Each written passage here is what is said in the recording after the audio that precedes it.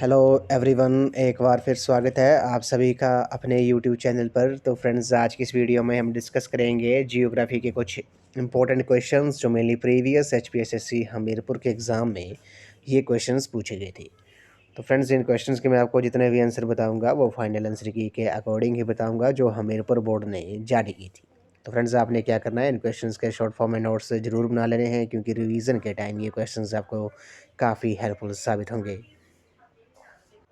तो फ्रेंड्स, ये क्वेश्चंस आपको आगामी HPSSC, JBT commission, SI conductor, JOIT post code 965 और वेरियस एग्ज़ाम जो हमीरपुर बोर्ड द्वारा कंडक्ट किए जाने हैं, उन्हें सभी एग्ज़ाम में ये क्वेश्चंस आपको काफ़ी हेल्पफुल साबित होंगे।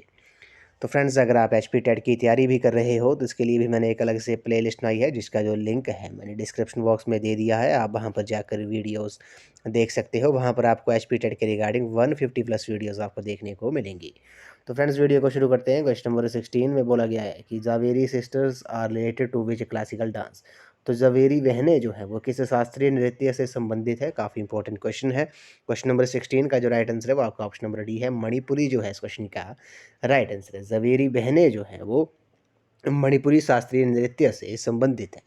तो अब बात करते हैं इन शास्त्रीय संगीत के बारे में। कथक जो है वो कहाँ पर किया जाता है। ये कथक कहाँ का लोक नृत्य है? ये उत्तर भारत का है, ये भी आपने याद रखना है। कथकली जो है वो केरला का है, और भरतनाट्यम जो है ये आपको पता होना चाहिए भरतनाट्यम जो है वो तमिलनाडु का है। यहाँ से 3 क्वेश्चन आपसे डिराइव हो गए कि कथक कहाँ का, भारत के कहाँ का लोक नृत्य है। कथक ये उत्तर भारत का है, कथकली जो है वो केरल का है, भरतनाट्यम जो है वो तमिलनाडु का है। ये आपने नोट कर लेने हैं। अब तो इस क्वेश्चन का जो राइट आंसर होगा वो आपका ऑप्शन नंबर डी है, जवेरी बहनें जो है वो मणिपुरी शास्त्रीय नृत्य से संबंधित है। तो ऑप्शन नंबर डी इस क्वेश्चन का राइट आंसर है। क्वेश्चन नंबर 17 पे चलते हैं। लाहो भारत के किस राज्य का लोक नृत्य है? Laho is the folk dance of which Indian state. तो लाहो आपको पता होगा ये मेघालय का लोक नृत्य है। ऑप्शन नंबर ए जो है इस क्वेश्चन का राइट आंसर है। Laho is the folk dance of which Indian state, Meghalaya इस क्वेश्चन का राइट आंसर है। ऐसे कई क्वेश्चन आपसे पूछ सकते हैं, जैसे तमाशा जो है, तमाशा लोक नृत्य है जो वो है कहाँ का है, वो आपको पता नहीं चाहिए, वो महाराष्ट्र का है। गरबा और डांडिया जो है वो गुजरात के है। घूमर और कठपुतली जो है वो राजस्थान के है। भांगड़ा और गिद्दा जो है वो पंजाब के हैं। बिहू जो है वो असम का है। कुचिपुड़ी आंध्र प्रदेश का है। मोहिनी अट्टम केरल का है। ओडिसी जो है वो उड़ीसा स्टेट का है। ये भी आपने नोट डाउन कर लेना है। तो लाहो जो है वो फोक डांस है, ये स्टेट का मेघालय का, और मेघालय की जो कैपिटल है वो शिलोंग है। और मेघालय को मेघों का घर भी कहा जाता है। विश्व में जो सबसे ज़्यादा बारिश होती है वो मानसून राम में होती है, जो कि मेघालय स्टेट में ही स्थित है। ये भी आपने याद रखना है। तो ऑप्शन नंबर ए इस क्वेश्चन का राइट आंसर है। Laho is the folk dance of Meghalaya. अगले प्रश्न पे चलते हैं। क्वेश्चन नंबर 18 पे चलते हैं। द्वितीय विश्व युद्ध घटित हुआ था। Second world war was took place during. तो द्वितीय विश्व युद्ध जो था वो आपको पता होगा कब ये घटित हुआ था। इस क्वेश्चन का जो राइट आंसर है वो आपका ऑप्शन नंबर सी है, 1939 और 1945 के दौरान। जो दूसरा विश्व युद्ध हुआ था वो 1939 से लेकर 1945 तक चला था। बात करते हैं प्रथम विश्व युद्ध के बारे में। तो पहला जो विश्व युद्ध हुआ था वो 1914 से लेकर 1918 तक हुआ था। ये भी आपने नोट डाउन कर लेना। कब हुआ था? 1914 से लेकर 1918 तक हुआ था प्रथम विश्व युद्ध। और जो दूसरा विश्व युद्ध था वो 1939 से लेकर 1945 तक हुआ था। तो ऑप्शन नंबर सी इस क्वेश्चन का राइट आंसर है। क्वेश्चन नंबर 19 पे चलते हैं। Surface temperature of sun is about. तो सूर्य की सतह पृष्ठ का जो तापमान लगभग कितना है? काफ़ी इंपॉर्टेंट क्वेश्चन है। क्वेश्चन नंबर 19 का जो राइट आंसर होगा वो आपका ऑप्शन नंबर ए है, 6000 डिग्री सेल्सियस जो है इस क्वेश्चन का राइट आंसर है। सूर्य की सतह का जो लगभग तापमान है वो लगभग है 6000 degree Celsius. Option number A इस क्वेश्चन का राइट आंसर है। नेक्स्ट क्वेश्चन पे चलते हैं। क्वेश्चन नंबर 20 में बोला गया कि सबसे घना ग्रह कौन सा है? Which is the dense planet. तो सबसे घना ग्रह जो आपको है, ये क्वेश्चन हमने कई बार डिस्कस किया है। पृथ्वी जो है इस क्वेश्चन का राइट आंसर है। सबसे घना ग्रह जो है वो पृथ्वी है। Earth is the densed planet. Option number A इस क्वेश्चन का राइट आंसर है। अब ऐसे कई इंपॉर्टेंट फैक्ट हम डिस्कस कर लेते हैं। जैसे आपको पता होगा सबसे बड़ा ग्रह जो है वो कौन सा है? सबसे बड़ा ग्रह जो है वो बृहस्पति है। कौन है? बृहस्पति जो है वो सबसे बड़ा ग्रह है। उसके बाद विशाल लाल धब्बे वाला जो ग्रह है, लाल धब्बे वाला, वो भी बृहस्पति है। सबसे अधिक चमकीला जो है, सबसे अधिक चमकीला ग्रह कौन सा है? ये आपने नोट डाउन कर लेना है, ये शुक्र है। और सबसे अधिक उपग्रहों वाला ग्रह जो है वो बृहस्पति है, ये भी आपको पता होना चाहिए। तो आपको पता होना चाहिए जो सबसे बड़ा ग्रह है, भारी है, वो भी बृहस्पति ही है। और सूर्य सबसे छोटा और निकट ग्रह है सूर्य के कौन सा है, ये भी आपसे पूछ सकते हैं कि सबसे छोटा और सूर्य के नज़दीक जो सबसे बड़ा सबसे निकट ग्रह है वो कौन है, वो बुध है, ये भी आपको पता होना चाहिए। बुध जो है वो सूर्य के सबसे नज़दीक ग्रह है। उसी तरह सबसे अधिक चमकीला तारा जो है वो कौन है, वो साइरिस है। सबसे अधिक ठंडा ग्रह जो है वो कौन है, वो वरुण है। ये सूर्य से सबसे दूर स्थित ग्रह है कौन है, वरुण जो है वो सबसे अधिक ठंडा ग्रह है और सूर्य से सबसे दूर स्थित है। नीला ग्रह जो है, नीला ग्रह जो है वो अर्थ को ही कहा जाता है, पृथ्वी को ही कहा जाता है। और पृथ्वी की बहन जो है, पृथ्वी की बहन जो है वो शुक्र ग्रह को कहा जाता है। किसको, शुक्र को पृथ्वी की बहन कहा जाता है। और इस भोर और सांझ का तारा जो है, evening star as well as morning star जो है वो भी शुक्र ग्रह को ही कहा जाता है। ये भी आपने नोट डाउन कर लेना है। आपको पता होगा 24 अगस्त, तो आपको पता होगा 24 अगस्त 2006 को अंतर्राष्ट्रीय खगोलीय संघ ने प्लूटो का सौरमंडल के 9वें ग्रह का जो दर्जा था वो समाप्त कर दिया। अतः अब सौरमंडल में कुल कितने ग्रह रह गए हैं, अब 8 रह गए, ये भी आपको पता होना चाहिए। 24 अगस्त 2006 को अंतर्राष्ट्रीय खगोलीय संघ ने प्लूटो को सौरमंडल का 9वें ग्रह का जो दर्जा था वो समाप्त कर दिया था। अब सौरमंडल में 8 ग्रह रह गए हैं। तो ये हमने कुछ फैक्ट डिस्कस किए, जैसे सांझ का तारा, भोर का तारा किसे कहते हैं, शुक्र को कहते हैं। और सबसे गर्म ग्रह जो है, ये भी आपसे क्वेश्चन में पूछ सकते हैं, सबसे गर्म जो है वो शुक्र है। शुक्र जो है वो सबसे गर्म ग्रह है, वीनस इसे कहते हैं। तो ऑप्शन नंबर ए इस क्वेश्चन का राइट आंसर है, earth is the densest planet. Option number A इस क्वेश्चन का राइट आंसर है। अगले प्रश्न में चलते हैं। इसमें बोला गया कि दक्षिणी गोलार्ध में सबसे छोटा दिन कौन सा होता है, which is the shortest day in southern hemisphere. तो दक्षिणी गोलार्ध में जो सबसे छोटा दिन होता है वो कौन सा होता है, क्वेश्चन नंबर 21 का जो राइट आंसर है वो आपका ऑप्शन नंबर सी है, 21 जून जो है इस क्वेश्चन का राइट आंसर है। 21 जून जो है वो साउथर्न हेमिस्फीयर में सबसे छोटा दिन होता है। ऑप्शन नंबर सी इस क्वेश्चन का राइट आंसर है। अब बात करते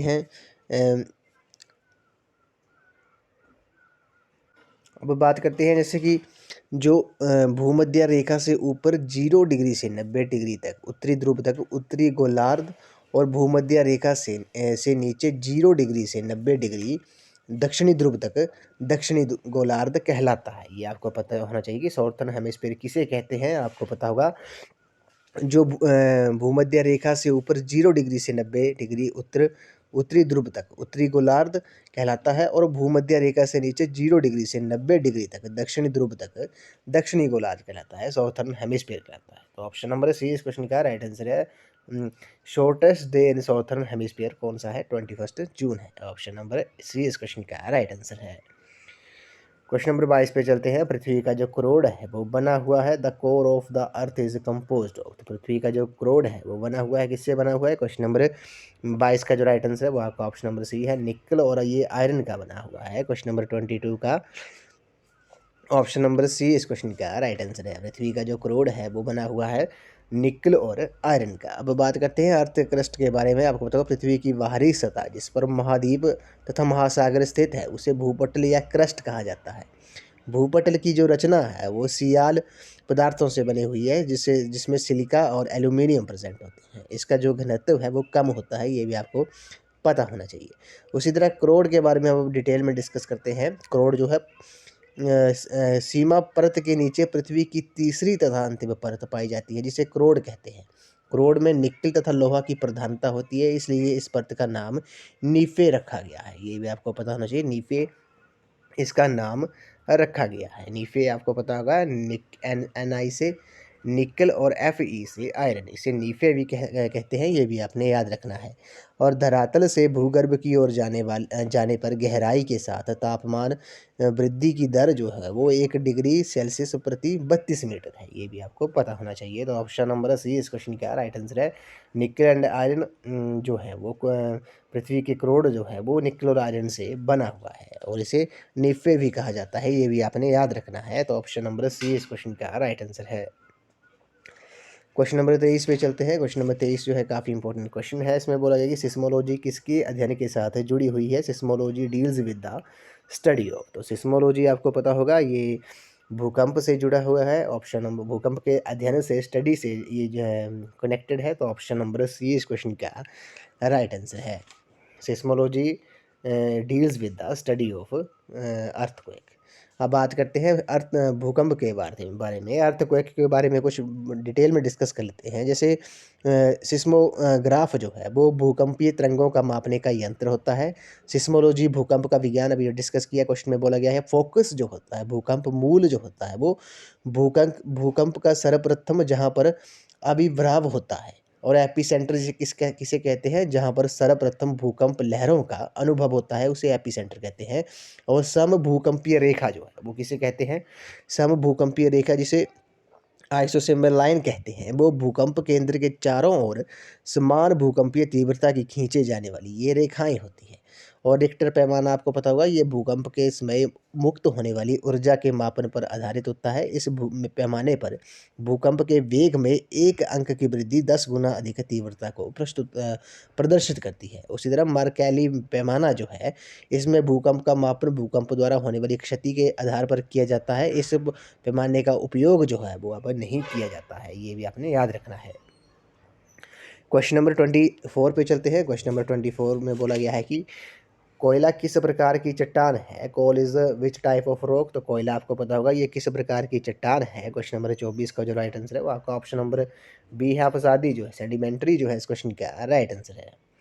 अब बात करते हैं आग्नेय चट्टान के बारे में। डिटेल में एक बार डिस्कस कर लेते हैं। आग्नेय चट्टान आपको पता होगा ये कौन सी इग्नियस रॉक्स कौन सी होती हैं। आग्नेय चट्टानों का जो निर्माण है वो ज्वालामुखी उद्गार के समय भूगर्भ से निकलने वाली लावा के जमकर ठंडा हो जाने के पश्चात होता है। इसके जो एग्जाम्पल है आग्नेय चट्टान के, वो कौन कौन से हैं, नोट डाउन कर लेने हैं। ग्रेनाइट, बेसाल्ट, गैब्रो, जायोराइट, पिचस्टोन, प्यूमिस और पेग्माटाइट, ये जो है वो आग्नेय चट्टानों के एग्जाम्पल हैं। उसी तरह बात करते हैं अपसादी चट्टानों के बारे में। तो अपरदन की प्रक्रिया के द्वारा पूर्व विद्यमान शैलों अथवा जैविक स्रोतों से प्राप्त पदार्थों से बनी जो शैलें हैं वो अपसादी चट्टानें या शैलें कहलाती हैं। ये पृथ्वी भूपृष्ठ के लगभग 75% भाग पर पाई जाती हैं, ये भी आपको पता होना चाहिए। और अधिकतर जीवाश्म और खनिज तेल इन्हीं चट्टानों में पाए जाते हैं। जो ज़्यादा से ज़्यादा जीवाश्म और खनिज तेल जो हैं वो इन्हीं चट्टानों से पाए जाते हैं। अब बात करते हैं मेंटामॉर्फिक रॉक्स के बारे में, कायांतरित चट्टानों के बारे में। तो रूपांतरित चट्टानें जो हैं ये आग्नेय तथा अपसादी शैलें जैसे जो प्राय वलन, वृषण और पर्वत निर्माण काल में ऊष्मा और दाब के प्रयुक्त होने से इनमें यांत्रिक और रासायनिक परिवर्तन से ये बनी होती हैं। इन्हें मेटामॉर्फिक रॉक्स कहते हैं। इसके जो एग्जांपल हैं वो स्लेट हो गया, शिस्ट हो गया, क्वार्ट्जाइट हो गया, संगमरमर हो गया, नीस जो है ये कायांतरित चट्टानें हैं, मेटामॉर्फिक चट्टानें हैं। तो इस क्वेश्चन का जो राइट आंसर होगा वो आपका कोयला जो है वो आपको पता होगा ये अवसादी प्रकार की चट्टान है। क्वेश्चन नंबर 25 पे चलते हैं। इसमें बोला गया कि इनमें से कौन सी हरित गृह गैस है, which is the green house gas. तो क्वेश्चन नंबर 25 का जो राइट आंसर है वो आपका ऑप्शन नंबर डी है, ऑल ऑफ दीज इस क्वेश्चन का राइट आंसर है। CO2 जो हो गया, मीथेन हो गया, और क्लोरोफ्लोरोकार्बन CFC जो हो गया, ये तीनों जो हैं वो ग्रीन हाउस गैस हैं। तो ऑप्शन नंबर डी इस क्वेश्चन का राइट आंसर है। क्वेश्चन नंबर 26 पे चलते हैं। क्वेश्चन नंबर 26 में बोला गया है कि पछवा पवने जो है वो सामान्यतः किस दिशा में बहती है। Western lies generally blow in which direction. काफ़ी इंपॉर्टेंट क्वेश्चन है। तो फ्रेंड्स इस क्वेश्चन की अकॉर्डिंग टू फाइनल आंसर की, इस क्वेश्चन का है सभी को ग्रेस थी। इस क्वेश्चन की इस क्वेश्चन में फाइनल आंसर की के अकॉर्डिंग इस क्वेश्चन की सभी को ग्रेस थी। लेकिन हम डिस्कस कर लेते हैं पवनों के बारे में। आपको पता पवनें जो होती हैं वो पृथ्वी के धरातल पर वायु दाब की भिन्नता के कारण वायु में जो गति उत्पन्न होती है उसे पवन कहते हैं। पवन की दिशा और गति को दाब प्रवणता, कॉर्नियस बल, अपकेंद्रीय त्वरण तथा भूतल से घर्षण जो है वो प्रभावित होते हैं। ऐसे कई क्वेश्चन आपसे पूछ सकते हैं। आपको पता होगा पृथ्वी पर 3 प्रकार की पवनें पाई जाती हैं। प्रचलित पवनें होगी, और सामयिक पवनें होगी, सीजनल विंड जिन्हें कहते हैं। स्थानीय पवनें जो है वो लोकल विंड्स उन्हें कहा जाता है। तो पृथ्वी पर 3 प्रकार की पवनें पाई जाती हैं। तो फ्रेंड्स इस क्वेश्चन को हम रहने देते हैं। इस क्वेश्चन की फाइनल आंसर की के अकॉर्डिंग ग्रेस थी। अगर आपको इस क्वेश्चन का आंसर पता है तो आप कमेंट सेक्शन में ज़रूर बताएं। क्वेश्चन नंबर 27 पे चलते हैं। निम्न में से कौन सा उच्च बादलों के वर्ग में वर्गीकृत है। Which of the following is classified under the category of high clouds. तो क्वेश्चन नंबर 27 का जो राइट आंसर होगा वो आपका ऑप्शन नंबर ए है, पक्षाब मेघ जो है इस क्वेश्चन का राइट आंसर है। पक्षाब मेघ जो है वो उच्च बादलों के वर्ग में वर्गीकृत हैं। तो क्वेश्चन नंबर 27 का जो राइट आंसर होगा वो आपका ऑप्शन नंबर ए है, पक्षाब पक्षाब मेघ जो है इस क्वेश्चन का राइट आंसर है। नेक्स्ट क्वेश्चन पे चलते हैं। क्वेश्चन नंबर 28 में बोला गया कि प्रेयरी किस देश के घास के मैदान है? Prairie is the grass land of which country?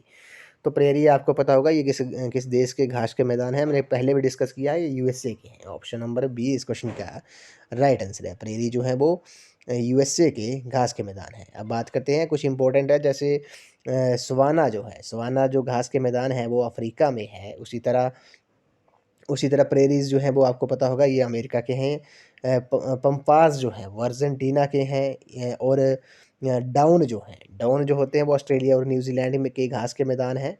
Pampas जो हैं वो आपके अर्जेंटीना में है। तो और जैसे बेल्ट बेल्ट जो हो गया, बेल्ट घास के मैदान अफ्रीका में है। और स्टैपीज जो हैं वो मध्य यूरोप तथा एशिया के घास के मैदान हैं। क्वेश्चन नंबर 29 पे चलते हैं। व्यापार तथा वाणिज्य के संदर्भ में सबसे व्यस्त महासागर कौन सा है? Which is the busiest ocean for trade and commerce. तो व्यापार तथा वाणिज्य के संदर्भ में जो सबसे व्यस्त महासागर है वो कौन सा है? क्वेश्चन नंबर 29 का जो राइट आंसर है वो आपका ऑप्शन नंबर ए है, अंटार्कटिक महासागर जो है इस क्वेश्चन का राइट आंसर है। व्यापार तथा वाणिज्य के संदर्भ में जो सबसे व्यस्त महासागर है वो अंटार्कटिक महासागर है। तो ऑप्शन नंबर ए इस क्वेश्चन का राइट आंसर है। तो फ्रेंड्स आपको पता होगा, एक बार हम डिस्कस कर लेते हैं प्रशांत महासागर, महासागर के बारे में। प्रशांत महासागर जो है ये पृथ्वी विश्व का सबसे बड़ा और गहरा महासागर है, जिसकी जो आकृति है वो त्रिभुज आकार की है। पृथ्वी के 1/3 भाग पर फैला हुआ है। विश्व की सबसे गहरी परत मरियाना गर्त जो है वो प्रशांत महासागर में ही स्थित है। अब अंटार्कटिक महासागर के बारे में बात करते हैं। सारगैस सागर उत्तरी अटलांटिक महासागर में स्थित है, जहां शांत और गतिहीन जल पाया जाता है। इसकी जो आकृति है वो इस प्रकार की है, ये भी आपसे एग्जाम में पूछ सकते हैं। उसी तरह हिंद महासागर इंडियन ओशन के बारे में बात करते हैं। ये एक और प्रशांत महासागर तथा दूसरी ओर अटलांटिक महासागर में मिला हुआ है। इसे अर्ध महासागर भी कहा जाता है। आर्कटिक महासागर के बारे में बात करते हैं। ये भी सबसे छोटा महासागर है, विश्व का सबसे चौड़ा महाद्वीपीय मग्न तट इसी महासागर में है। ग्रीनलैंड और नॉर्वे इसके प्रमुख बेसिन है। क्वेश्चन नंबर 30 पे चलते हैं। क्वेश्चन नंबर 30 में बोला गया है कि 38वीं पैरेलल किसके मध्य की सीमा रेखा है? 38th parallel is a boundary line between. तो 38वीं पैरेलल बाउंड्री लाइन जो है वो किन दो देशों के बीच में है? क्वेश्चन नंबर 30 का जो राइट आंसर होगा वो आपका ऑप्शन नंबर सी है, उत्तर कोरिया और दक्षिण कोरिया के बीच में है। ऑप्शन नंबर सी इस क्वेश्चन का राइट आंसर है।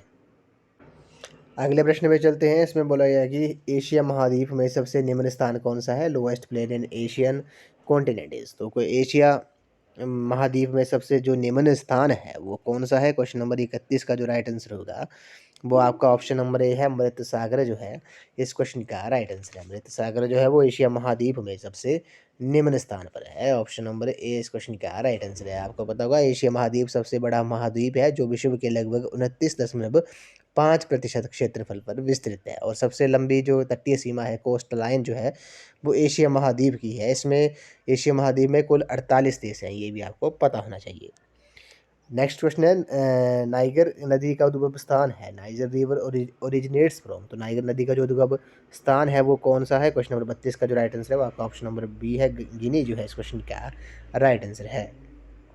क्वेश्चन नंबर 33 पे चलते हैं। यूके का मैनचेस्टर निम्न में से किसके लिए प्रसिद्ध है? Manchester in UK is a famous for which of the following. तो यूके का मैनचेस्टर जो है वो किसके लिए प्रसिद्ध है? क्वेश्चन नंबर 33 का जो राइट आंसर है वो आपका ऑप्शन नंबर डी है, सूती वस्त्र के लिए है, कॉटन टेक्सटाइल के लिए है। भारत का मैनचेस्टर जो है वो आपको पता होगा वो अहमदाबाद को कहा जाता है, ये भी आपको पता होना चाहिए, गुजरात स्टेट में है। नेक्स्ट क्वेश्चन है, नागा पहाड़ियों की सबसे ऊंची चोटी कौन सी है? Which is the highest peak of Naga hills. तो नागा पहाड़ियों की जो सबसे ऊंची चोटी है वो कौन सी है? क्वेश्चन नंबर 34 का जो राइट आंसर है वो आपका ऑप्शन नंबर डी है, सरमती जो है इस क्वेश्चन का राइट आंसर है। नेक्स्ट क्वेश्चन है, हिमालय का सबसे तरुण हिस्सा कौन सा है? Which is the youngest part of the Himalayas. तो हिमालय का सबसे यंगेस्ट पार्ट जो है वो कौन सा है? क्वेश्चन नंबर 35 का जो राइट आंसर है वो आपका ऑप्शन नंबर ए है, शिवालिक जो है इस क्वेश्चन का राइट आंसर है। क्वेश्चन नंबर 36 पे चलते हैं। 8 डिग्री चैनल लक्षद्वीप समूह को अलग करती है किससे? 8 degree channel separates Lakshadweep group from, तो किससे करते हैं? तो 8 डिग्री चैनल लक्षद्वीप को समूह को किससे अलग करती है? क्वेश्चन नंबर 36 का जो राइट आंसर है वो आपका ऑप्शन नंबर ए है, मालदीप जो है इस क्वेश्चन का राइट आंसर है। क्वेश्चन नंबर 37 पे चलते हैं। क्वेश्चन नंबर 37 जो है काफ़ी इंपॉर्टेंट क्वेश्चन है। इसमें बोला गया है कि हीराकुंड परियोजना जो है वो हीराकुंड परियोजना किस नदी पर निर्मित है? Hirakud project is constructed on which river, तो आपको पता होगा हीराकुंड परियोजना जो है वो महानदी के ऊपर है। ऑप्शन नंबर डी इस क्वेश्चन का राइट आंसर है। ये विश्व का सबसे बड़ा मुख्य धारा बांध है, सबसे लंबा बांध है। इसकी जो लंबाई है वो 4.8 किलोमीटर है, ये भी आपको पता होना चाहिए। 4.8 किलोमीटर इसकी लंबाई है और ऊंचाई जो है वो 61 मीटर है। ऊंचाई जो है वो 61 मीटर है, महानदी के ऊपर है। किस स्टेट में है? ये उड़ीसा स्टेट में है, ये भी आपको पता होना चाहिए।